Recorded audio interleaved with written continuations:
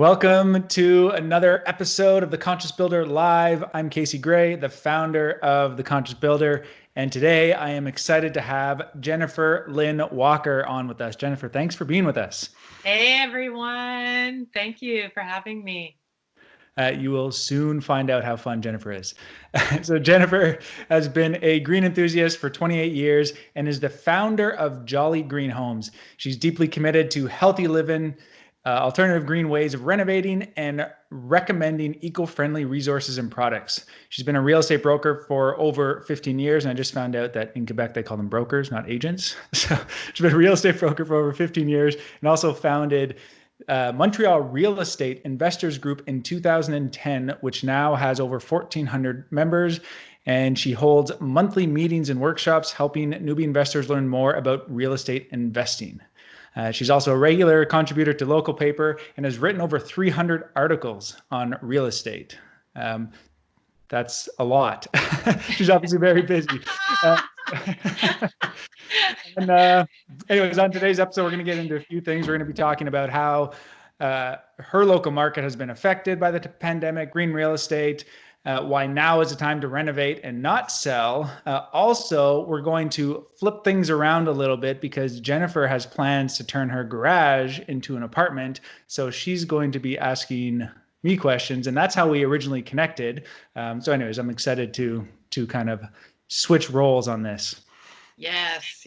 Me too. I'm going to be the client with all my questions. So let's start with the obvious and COVID-19 and everything that's happening. You know, how is that affecting your world? And maybe both business, you know, on the real estate side, we talked a little bit about that, but also personally, how have things changed for you? Well, when it all first went down, definitely listings went down. The stats showed like about 60 to 70%, and everything was on a hold. In fact, you know, we weren't allowed doing our job. And then all of a sudden we could do our job, but it was very restricted.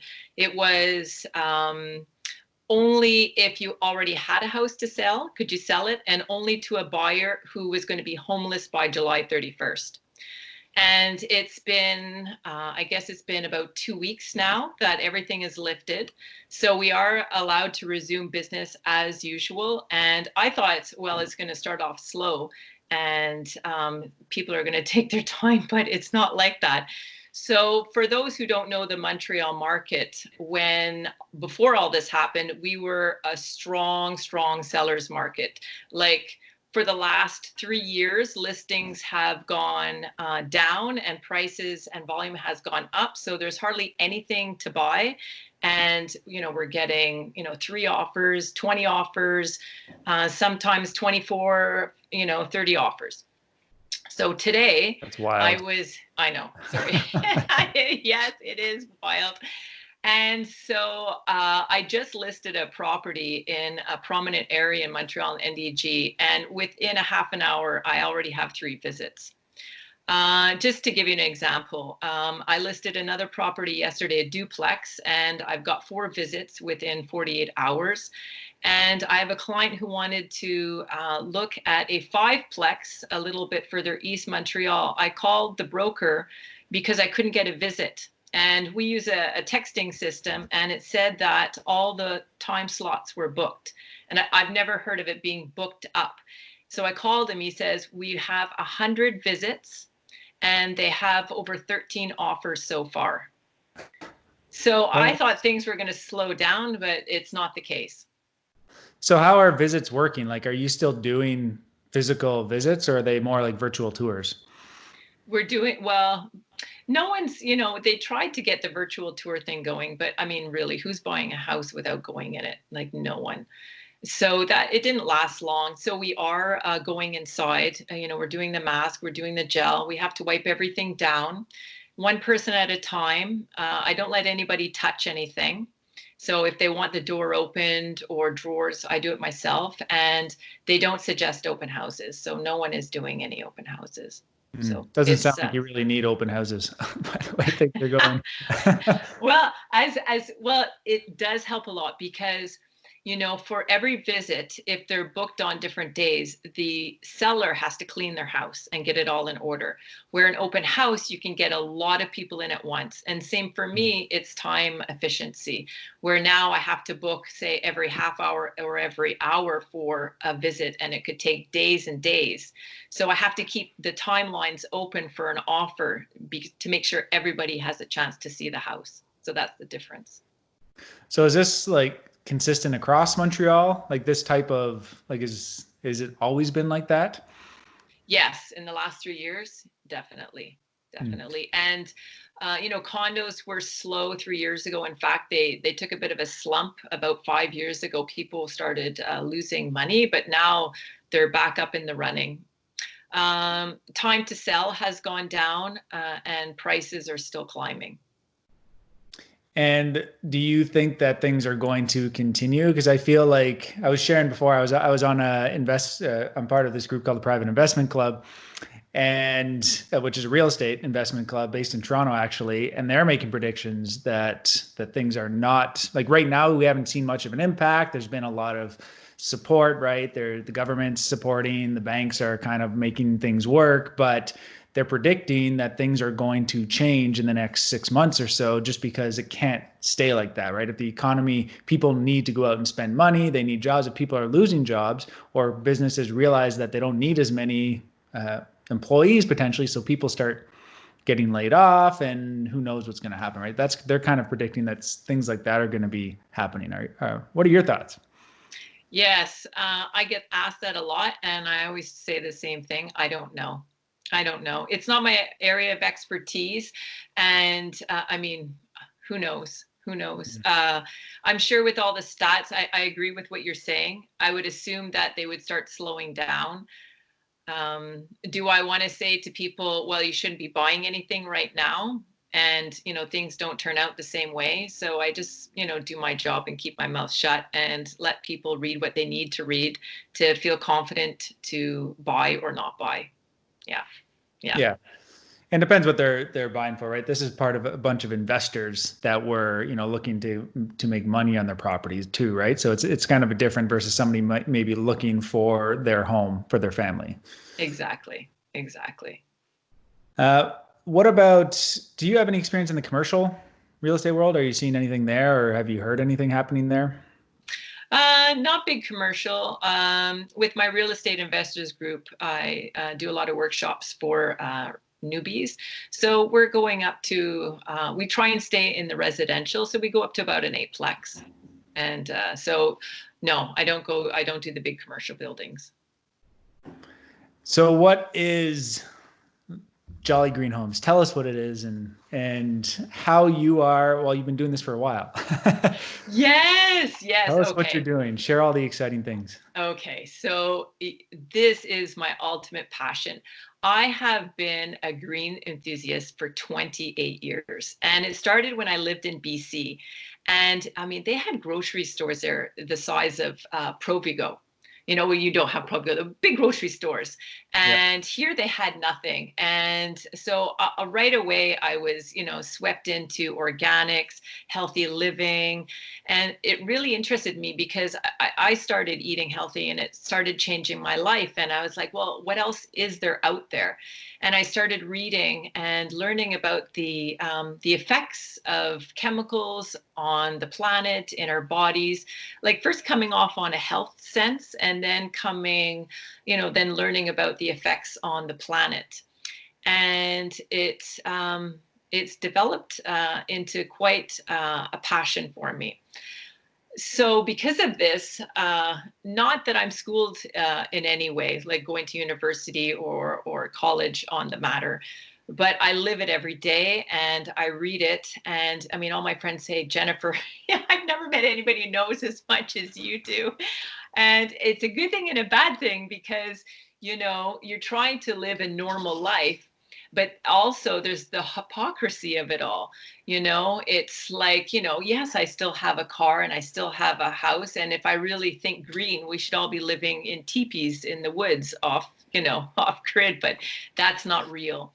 So I'm just educating people and helping people how they could start turning their lives around. So I put out videos, things like, if you buy frozen blueberries or dog containers, they come in the plastic, like they're like a hard Ziploc.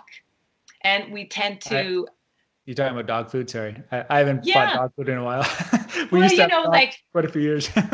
well, like it comes in like blueberries, frozen foods. Oh yeah, yeah, yeah. The packaging where it looks like that really hard Ziploc, and you've got the advertising on, and a lot of people just throw them in the recycling. And it's just like, well, why buy Ziploc bags? Why go out and buy the brand Ziploc when you can just save these? It's like, you go buy yogurt and you've got the containers. Why go buy all these extra, Tupperware containers or plastic containers and, keep them for whatever you need them for when we could just reuse things that we buy, just little things like that. Because people are so overwhelmed. And I get that all the time, like, where do we start? Where do I start? And so I just, I don't want to force my views on anyone, but I go on Facebook, and when I hear somebody, oh, I want to buy a nice rug for my baby's room, where can I go? And I go, well, is it all natural? Because if it's not, it's going to off gas, and they're hormone disruptors. So it means, your baby's not able, and yourself too, if you're in the room, you're not able to produce the same hormones. So positive hormones like serotonin and, all those feel goods, the chemicals completely disrupt or partially disrupt. So just things like that. People aren't aware of the off-gassing of products. So hence green homes, green living is to create a harmonious home for ourselves, our family, our children, where we have less toxins and less chemicals, and also eating organics and, these types of things. Renovations, maintenance, I try and read as much as possible and pass on the information to my clients. I love that you're doing that because, like, especially at the time now, it's become a lot more obvious, but the way we learn has changed. There's a lot of people, very knowledgeable people like yourself, who don't have the so-called certification. They went to university or college to learn this stuff. They're just living it, right? And then they're teaching it. And by teaching it, you become even better at doing it, right? That's kind of the way I like learning, because I'm just going to jump in and do it. And then I'm going to share what I've learned, as opposed to, I'm not one to like sit in a classroom. I was never a big fan of school to begin with. Hence why I got into construction. I'd rather just kind of go out there and take action and do it. And, sometimes it works, sometimes it doesn't. So I love that you're doing that and putting this information out there.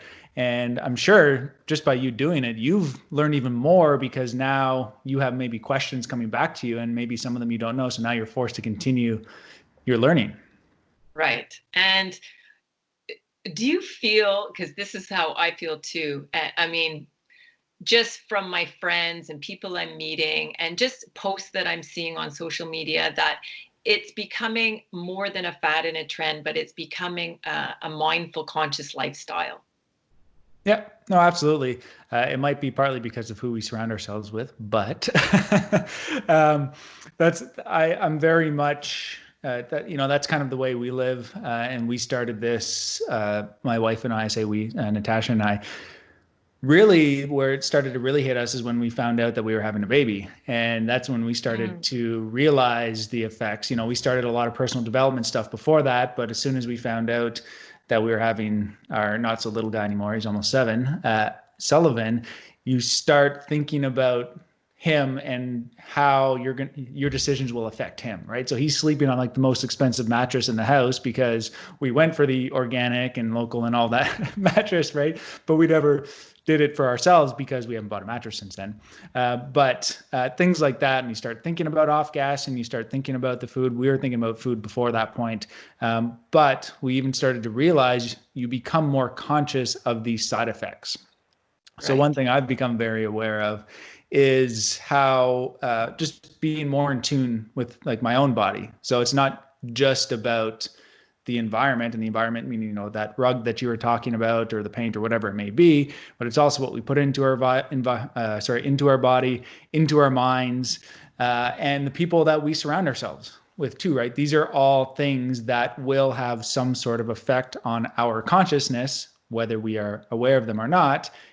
Big thing right now, COVID-19, we are all being trained subconsciously to interact differently, Mm-hmm. because we've now, going into our 4th month of this now, we have created habits that we are likely not aware of. So, yes, I am very much, hence why we call it the conscious builder. So I'm seeing a lot of that. Yes. Yes. And the habits, are you referring to positive habits like everyone's cooking from scratch now? There's less shopping going on, and what can I reuse at home instead of going out and buying?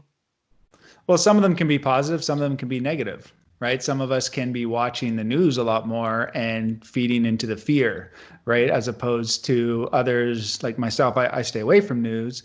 However, if there is somebody who's watching it consistently, then there's a good chance that the way that they're thinking is very different than the way I'm thinking. As an example, yes, we're eating more. Like, that's a habit that we've created. We walk to the grocery store now. It's a good 20-minute walk from where we are, but we make a point to do it now, especially because the weather's nice. But we never really did it before. We'll grab the wagon. We'll say, sorry, everyone's coming. No 6-year-old ever wants to go for a walk, but I'm like, well, hop on the wagon. I'll pull you if you want, or take your bike. Right? Those are habits that we're starting to create. There could be somebody else who's sitting in front of Netflix the whole time. So I guess it all depends. Hopefully, and that's what I'm saying, hopefully we're creating good habits, but I can only speak for myself. Yeah.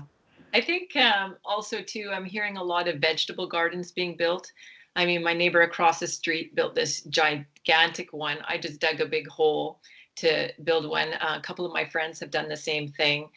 And I think a lot of people are now going, oh, okay, like what's going to happen if this continues or happens again? How can I be more self-reliant?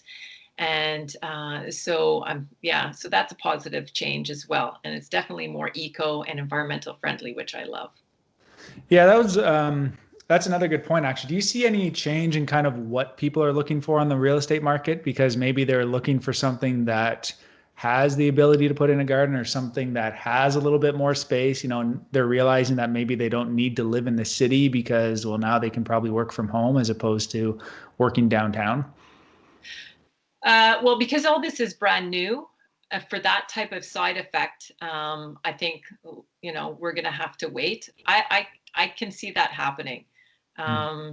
It hasn't happened exactly yet, but in the past, I mean, I've listed homes, considered green homes, where I've had a client follow the lead, and there wasn't a lot of interest in the green aspect of it, and which I was surprising. Quebec, Montreal, we're not quite there yet. I know Toronto is a lot more ahead. BC is like eons and eons ahead, but it is catching on.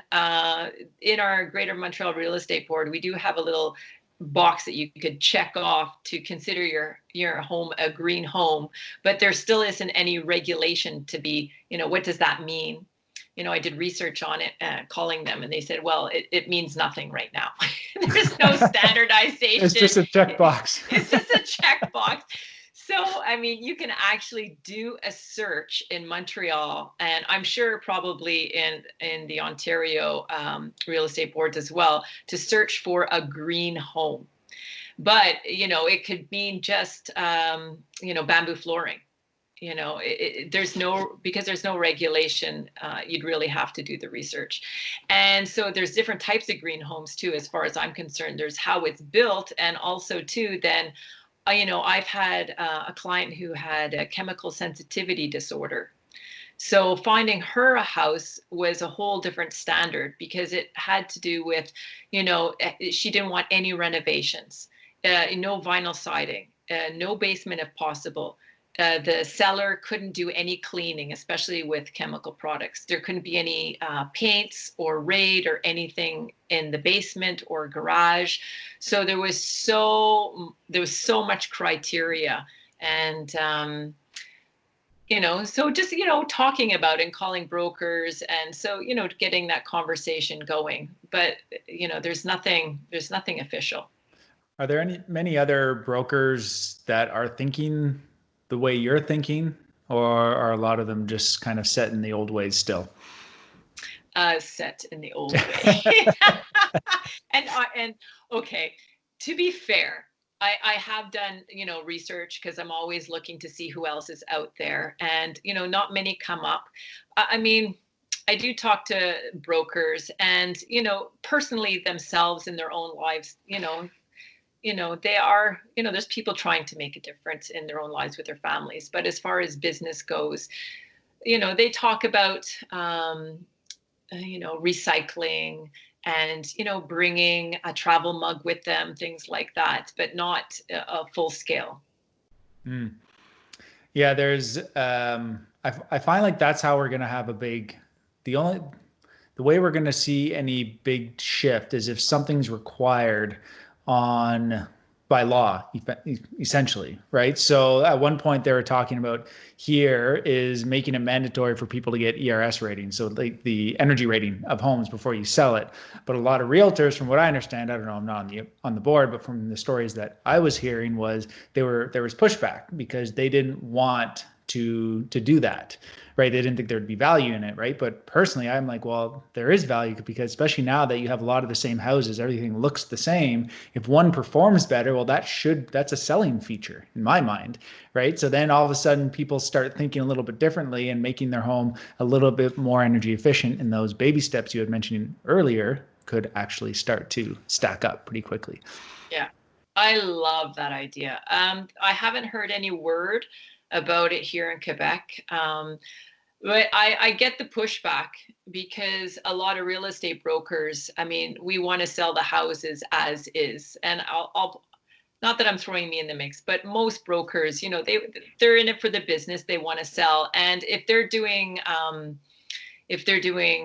those types of tests, then the transparency is there. And maybe the house, if you get a low number, then does that mean the house is worth less?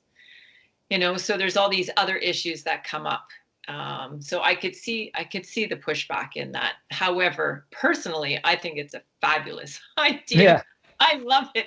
In fact, what I do is, I don't know, here they have the blower test, right?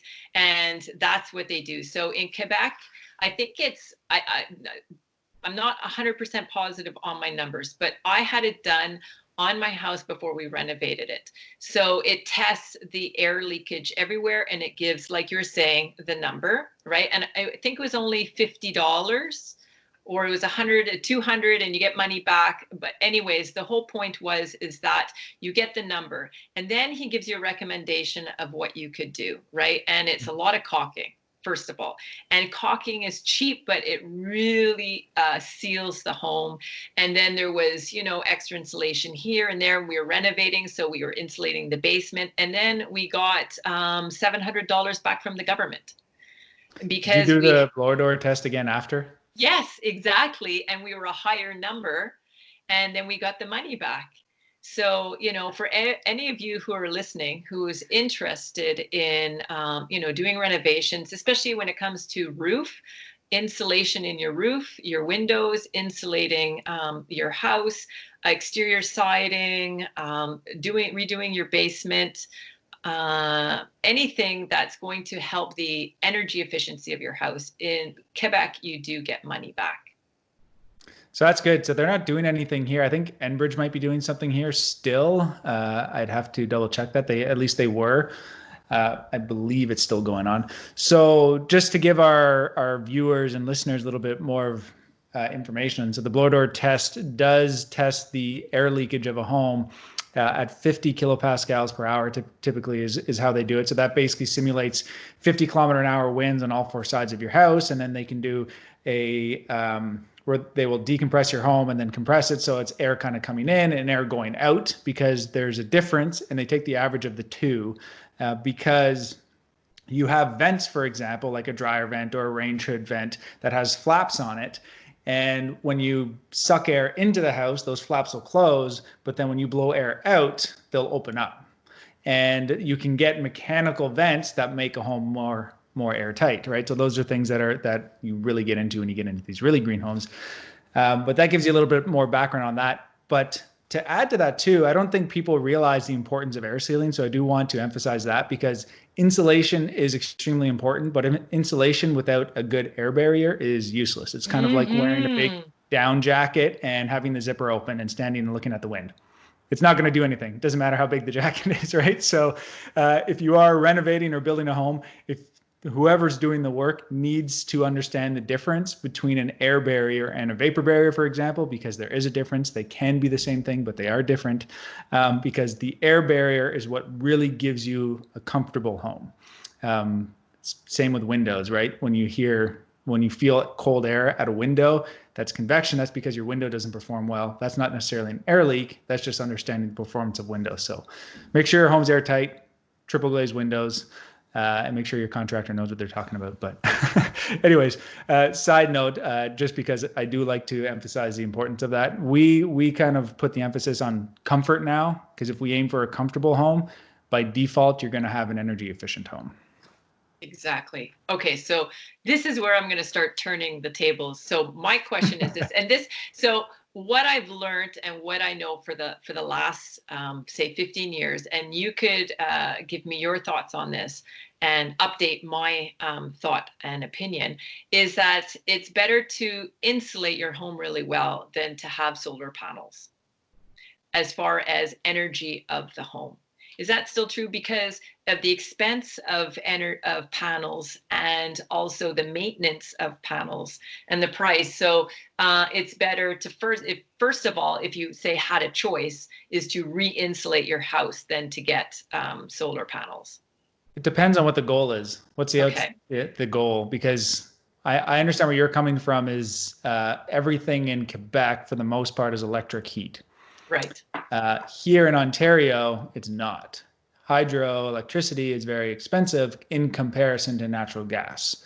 So solar panels might not make sense if you're heating your hot water in your house with natural gas. Okay. So right.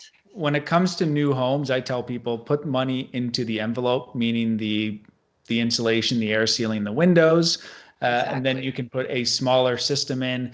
And then if you can offset your costs with electricity, with solar panels, then amazing. So out of all the homes we've built since we've been in business over 10 years now, only one of them has had natural gas, actually. They've all been fossil fuel free, which is kind of unheard of here in Ontario because of the cost. But since we're making the homes so comfortable and energy efficient to begin with, the cost ends up being about the same to operate. But the homeowners, there's personal decision, they felt better about not burning natural gas, but then they could actually offset their bills with solar panels if and when they decided to install them. You can't offset your natural gas bill. Yeah. Yeah. So how long would it, and I guess maybe I'm answering my own question here by, maybe it depends on the size of the square footage of the home, but how long does it take in general to pay them off? Now I haven't looked at it recently. I think the most recent one showed like a 10 to 15 year payback, just based on net metering. But it's not really that long, right? When you think of an investment and return on investment, that's still a fairly high percentage. But solar panels are getting better and better, right? So it kind of depends. I'm kind of the mind too. That's why we aim for comfort, is that because technology is getting so good, solar panels will continue to get better. Eventually, it doesn't matter how poorly built, or it could just be an old home, right? An old stone house that you can't do anything with. Eventually, solar panels will be so good that you can offset all of your costs to run that. Right. Right. And have you heard any news about Tesla's glass shingle system that is supposedly out on the market? Have you heard anything about that coming to Canada? Last I looked into it was about a year ago when we were looking at a house for it, but they didn't have anything for it in Canada yet. One of the issues, from what I understood, is that for fire. So if you had a fire and a firefighter had to go through the roof of a house, they need to know which panels are Oh. not uh, basically generating electricity. So Oh, I never thought about that. yeah. Holy, imagine. So Oh, those are things that we start to think about after the fact, right? So I'm not sure where they're at, but like I said, it's been about a year since I've looked into it. I think there's other products coming out too, right? And there's going to be products like even siding. There's windows that are generating solar power, yeah, right? So right. there's all sorts of like things that are changing. That's why I think at the end of the day, it still comes down to comfort and maybe even and ideally reducing your carbon footprint, right? So using materials that are not harming the environment in the production either. And do you find, so personally, I find in the last 10 years a growth, but not significant enough where I can go to a store, a green building store. Like it's not here, anyways, it's not significant enough. When do you think that we're going to start seeing, say, mini Home Depots opening up with, or it being incorporated a lot more into the big box stores where it's all alternative products like the glues, the drywalls, the insulation, the paints, and it being prominent. I have no idea. Right? I have no idea. Me But neither, but I want it to happen. this is what I'll say. So I did a video that was released this week. Actually, I think it was just released yesterday. Anyways, I have to ask Brian on that one. But essentially, my quick video was you vote with your wallet. So anybody who's out there purchasing stuff, whatever it is that you're purchasing, whether it's food, whether it's a product for your house, whether it's a service, every time you spend $1, you are voting. So if you are going to spend money on products that harm the environment, harm yourself, harm your kids, harm your whatever, that is what you're voting for. If you grab that junk food off the shelf at the grocery store will continue to stock it because obviously there's a demand for it, right? So until we start to have this consciousness shift fairly globally, there's not really going to be a big change because businesses will just continue to create what is generating revenue, right? And we need the revenue because we need the economy and people need jobs and so forth, right? So to some extent, you do need people to step up and just do it. But at the same time, if there's no business model for it and the business can't make money, then obviously they can't stay in business and, it's hard. So either they need to charge more for the product, which we do a lot of the products that we look at, they just need to charge more because the demand is lower. And that's where I feel like there needs to be literally like laws or something put in place. That's the only time like COVID-19 hit. It's not a law, but all of a sudden people are used to this new change. It literally just happened, but we are now used to this new normal that is setting in. Taxes get raised, people kick and scream, and then they forget about it and it becomes a new normal. So if new regulations are put in, then all of a sudden we could probably see change happen. Yeah, I call it your purchase power. Yeah. Yeah. Yeah. I always tell people, well, they're saying, well, what do I buy? I say, well, just look at the label. If you could read the ingredients, like, what is it made from? Where is it made? What are you going to do afterwards with it? Whether it's clothes or food, like how long can you consume it for? And what are you going to do with it after it's done? Is it biodegradable? Is it recyclable? Can you buy it secondhand? Mm-hmm. Do you need to actually buy it, before you even go that? There's so much going on, but it's, yeah, changing the mindset. I love what you just said. I'm totally on board with that. And just having fun with it too, right? Like a lot of our it's kind of funny because we get so used to having things instantly, right? Like you were saying earlier before we were recording that you went to IKEA and like everyone was just having a blast in there, right? And there's no social distancing happening, right? People like that IKEA because they can get stuff right away. Um, we got used to Amazon Prime. You get it in a couple of days. Now all of a sudden it's taking a little bit longer, and then you're okay with it, right? But it's almost like you think twice. Like, well, if I can't get it in 2 days, I'm not going to order it. But you can have fun with it. Where I'm saying is like what you see behind me. That cabinet was actually, I think it's at least 80 years old, and we just refinished it from my wife's grandparents. The desk that you can't see right now is a table that I found at a garage sale that was sitting in someone's garden shed from a 100-plus-year-old house, right? And I just refinished it. And the Love it. table over here is made from an old wire reel, right? And we just bought some legs for it. There's a concrete table. So obviously I have the skill and I have the people. I didn't make all the furniture in here. I have, a team to help with this stuff. And to some extent, if we got to stay busy, we'll do cool things like this. But those are things that you can just have fun doing now, maybe because the kids are at home, right? And why not have a little bit of fun and doing, finding an old cabinet and just refinishing it. Obviously find a good product, but to refinish it with. But there's things out there that are in the big box stores. And if you're just conscious about what you purchase, then maybe that Home Depot will turn into that store that you're talking about. Yeah. Think cool, unique, and fun. And you don't need the skills. I have an old chair and I sourced out hemp fabric and brought it to somebody to refinish it because I don't know how to upholster. But it was just a matter of, I could have bought a brand new chair, or could have went to a fabric store. But I thought, no, I'm going to source out organic cotton or hemp or something sustainable. And then, I'm bringing it to the upholsterer anyway. So it's just to shift the mindset. We have this knee-jerk reaction to buy and to do something. It's just like just take a breath. Be mindful and take a breath and go, okay, what else is there out there? What is there green? Is there somebody I can ask who may know better than me? Yeah. But I by the way, I love your green commode back there. It's absolutely stunning. It's stunning. Well, that's my whole house. I mean, you laugh. My whole house is probably 95% secondhand store stuff, or finds, or people giving me, or vintage places, garage sales. I just find it unique. It just makes a unique product. Yeah, for sure. And that's, you get to make your home your own at that point, right? So it's part of the fun. Yeah. And but you're not getting satisfaction right away. It's that mindset. You have to wait a bit, because you're not going and buying a house and furnishing your whole stuff, your whole place with these products. It's over time you're implementing things here and there. Yeah, I think that might be another positive thing that's happening with everything in the world right now, is that we're starting to become more patient again. Right. So, and I'm terrible at this. I'll be the first to admit I am not patient. I like to just get things done. And even if I am doing my own projects, it's like it can't be done quick enough. I just like being efficient and getting things done.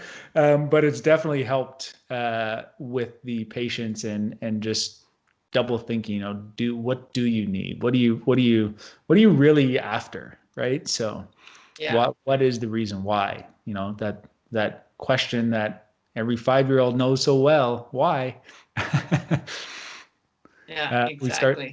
Stop asking that. So you should, yes, we should show a little bit about what you're thinking and share your vision for your garage. Okay, so I have some really great questions. What I'm going to do right now is I'm going to take you out to my garage. So you got to wait 1 second because it's going to be a little bit dark. And then we are going to go out. It's beautiful out now, not like last week was absolutely stunning. So, okay, so here is my project. And I think it was built in the 70s, and it's on slab. It's a 5-inch slab, and I'm not sure yet if there is a rebar in the slab. But the idea is to, where the door is to create another window and put the door on the right of it and create like a guest house. And it's about 380 square feet. And I don't want to go too far out and you'll lose me with the internet. But yeah, the big thing is bringing plumbing to it is the biggest expense, of course. But for me, it's about the interior. How can I go as green as possible? And for me, it's not so much the finishing materials, it's the systems. And so I'd love to talk about compostable toilets. I don't know if you know much about it. If you don't, no big deal. Or also hot water on demand. I'm just going to plug back in. Okay, so just to ease the plumbing system, I was thinking about composting toilets and the hot water on demand. Why do you need to ease? Oh, it's just so you don't have to run plumbing out there? Well, I think I still have to because I want to do laundry and there'll be a kitchen sink, bathroom sink. It is going to be connected to the house and not the municipality.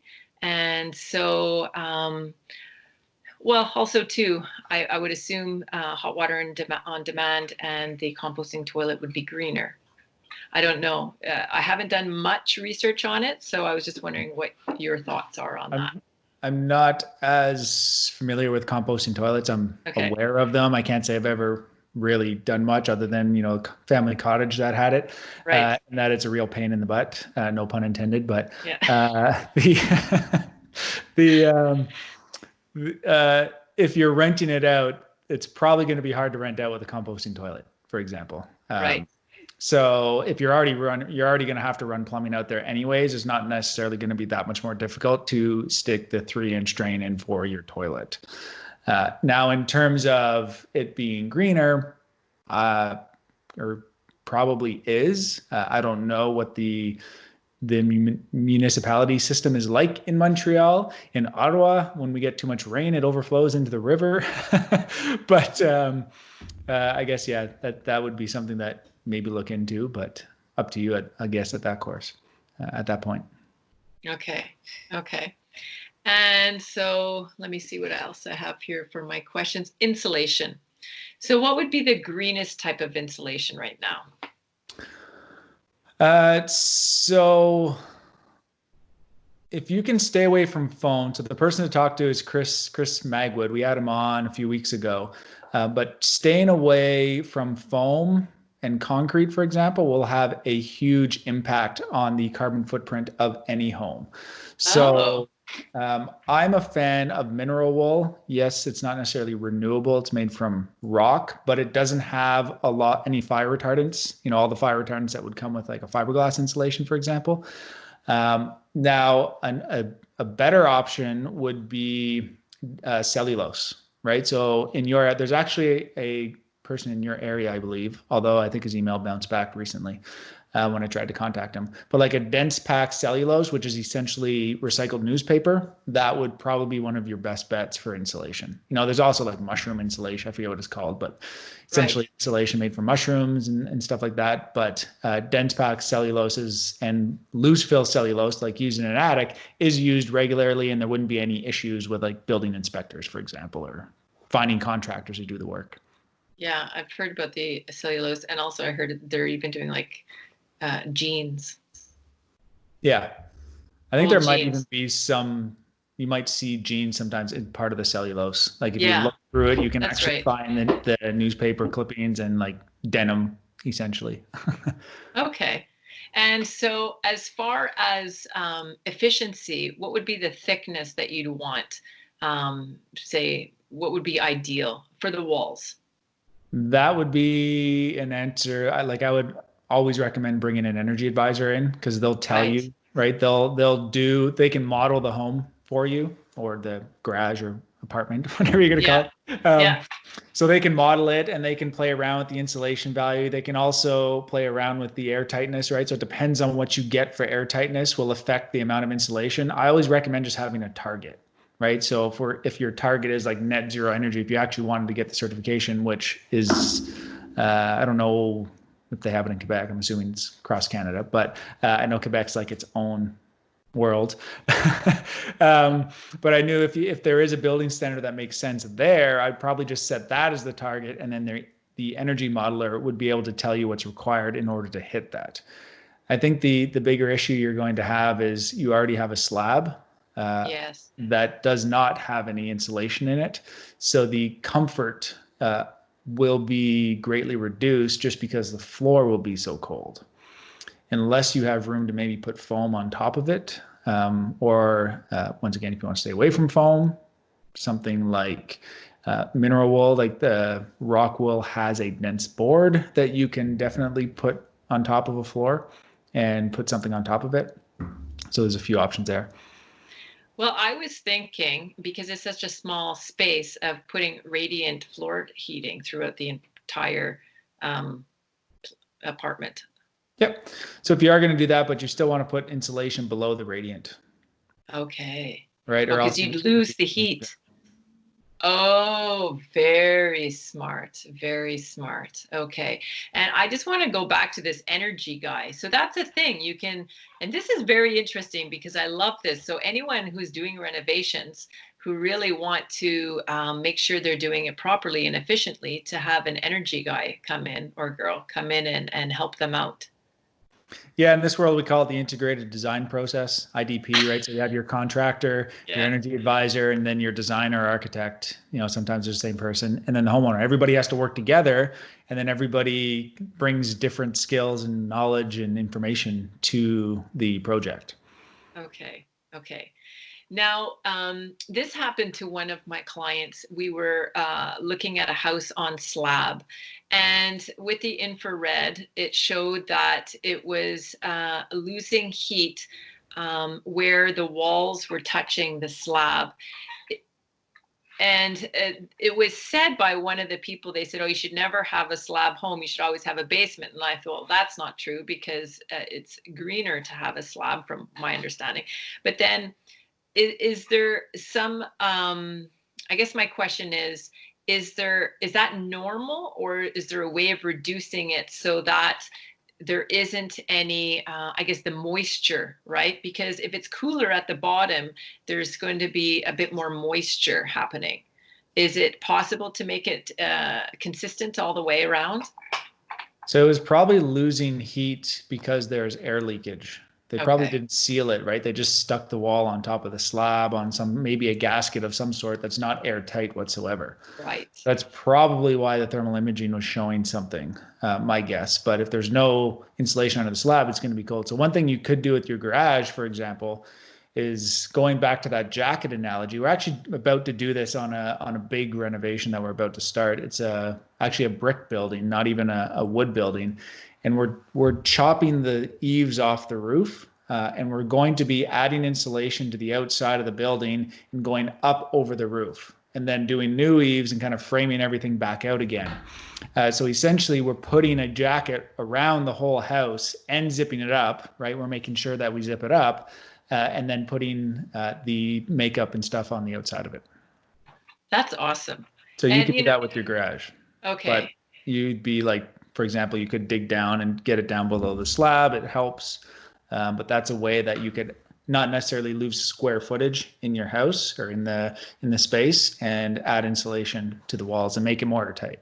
Yeah, just wrap it on the outside. Yeah. Yeah, that Call would be it, really there's a smart. term for it. It's called like a chainsaw retrofit. You basically chainsaw, we don't use chainsaws, but uh, chainsaw off the eaves and basically wrap it, the whole house in insulation and tape it all up. Okay, okay, I'm going to do more research on that. I love that idea, because in such a small space, that's one of the biggest, issues or problems, is you don't want to lose just an extra, 4 inches makes a big difference. Oh, absolutely. Yeah. Okay. So for a place like that, is it worth going solar at all? Or should, for the money, it's not worth it, and maybe put more of my money and time in insulation? Well, solar can always be added after. It's not going to be on a separate meter, is it? No.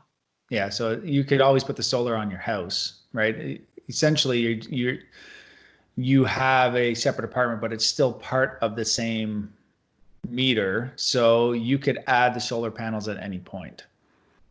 Okay. Okay.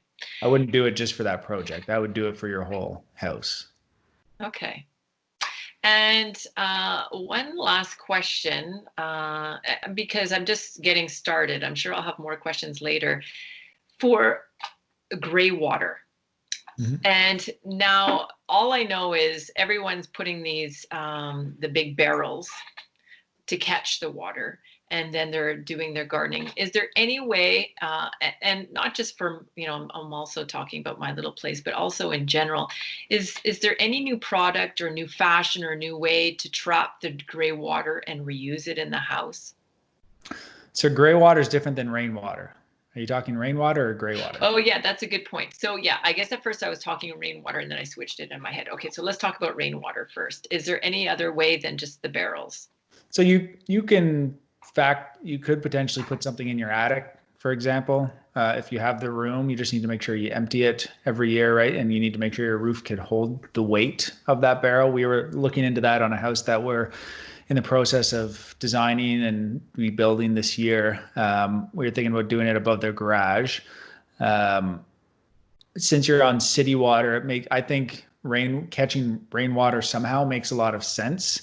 If you're out in the country and you're on the well, you're pulling water from the ground anyways. So, maybe you put a rain barrel on just if you want the convenience of it, like something close to your garden, maybe. Uh, in this case, where we're building this other house, it's out in the country, so they're on well and septic to begin Right. with. Yeah. No, that makes more sense. Yeah, it makes more sense. So yeah, there are some options. I haven't looked into it a lot. We haven't had a lot of people ask about it. Same with gray water. From what I understand, it's a maintenance thing, right? So a lot of people like the idea of gray water, but then when they see gray water in their toilet, because it is gray, you know what I mean? Like it's not as sexy. It doesn't look as sexy as it sounds. Well, when I was a kid, I'm sure they still have this product. They would put blue chemis in it, so the water would all be blue, and it felt fantastic when I was a kid. Going, oh, it's so clean. Oh yeah, my dad always had those. I had an Airbnb guest who didn't know, like he was new to the country, and he thought that he was supposed to flush it down the toilet. So he tried to flush it down the toilet, and it clogged the toilet, and that was like just a disaster. And I was like, anyways. Those things are meant to like sit in water for a long time.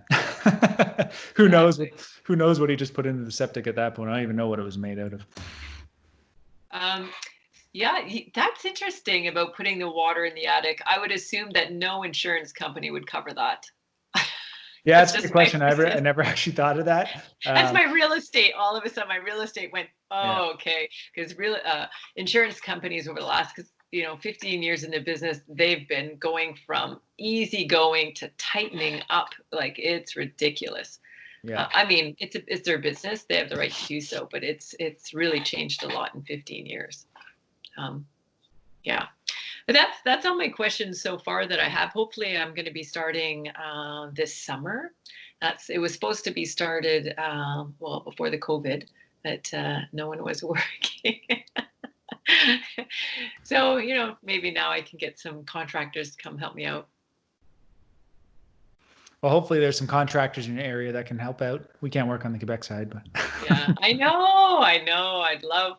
There's a few around. I've done research that claim to be, and I've interviewed them and talked to them, and their knowledge is slim. Their big thing is, we bring things to the eco center, and we're gonna try and find alternative products, but that's as far as they've been telling me. So if there's anybody out there listening who is in the Montreal and are green builders, and let me know. I'm interested. Well, this has been fun, switching the roles around a little bit. I'm not used to being the one, well, not in an interview setting sort of thing, right? I get questioned all the time with clients and homeowners, but a little bit different. So do you have any parting words of advice or asks of the viewers and listeners, because we're going to post this on our podcast as well? Well, I guess it's to follow my passion. And, I think we're reaching a new stage of the planet and in our lives that we really have to become more conscious and more considerate, because this is our home. It's our air that we breathe, and we are what we make of it. So do your best. Put it in the forefront of your mind that whatever you shop, make sure it's environmental, that it's, stay away from the chemicals as much as you can. Take on maybe one thing a week or one thing a month and make it a habit. Every small little bit makes a huge difference. Yeah, because to some extent, we've all made small little baby steps recently, and Mother Nature's very much appreciating it. So what's the best way for people to get a hold of you? I know you have jollygreenhomes.com. Is there any other website or way that you'd recommend people to reach out to you, maybe if they're looking to sell, if they're on the Quebec side? Yeah, so my website, Montreal-realestate.ca. I've had it since 2006, and that's, you'll find over 300 articles, tons of information, whether you're a greenie, an investor, a home buyer or seller, tons of information. It's the best way to get a hold of me. Montreal-realestate.ca. Love it. And also, for everyone listening, we are in the process of making the Conscious Builder Academy. And if you want to stay up to date on stuff like that, head to consciousbuilderacademy.com, and we'll be releasing updates through there. We got lots of stuff happening in the background. So, Jennifer, thank you so much. This Thanks, has been Casey. fun. Yes, thank you so much. I appreciate it. Thanks, everyone, for listening.